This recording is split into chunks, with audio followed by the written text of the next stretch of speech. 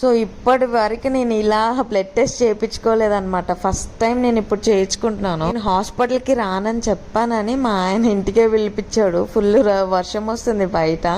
నాకేమో ఫుల్ భయం వేస్తుంది. నాకైతే ఏం కాలేదు. ఈ వీడియోలో నాకు ఏదో అయిపోతుందని నేనైతే వీడియో తీపించుకున్నా కానీ బట్ ఏం అవ్వలేదు.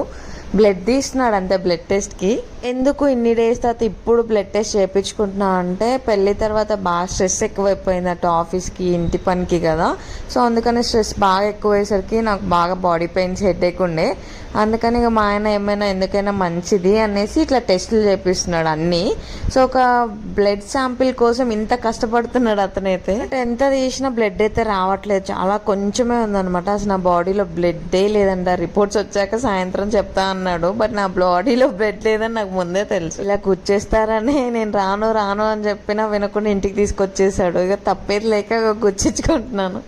జోక్ ఏంటంటే ఒక్క హ్యాండ్ అంటే ఓకే అనుకున్నాను, బట్ 2 హ్యాండ్స్కి 2 టైమ్స్ చేశాడు. అయినా బ్లడ్ మాత్రం రాలేదు. చూసారా, కొంచెమే. సో మా ఆయన ఫైనల్గా ఏం చెప్పాడంటే ఇది మళ్ళీ రిపీట్ అవ్వద్దంటే ఫుడ్ మంచిగా తినకపోతే మళ్ళీ ఇది రిపీట్ అవుతుందని. సో ఫుడ్ మంచిగా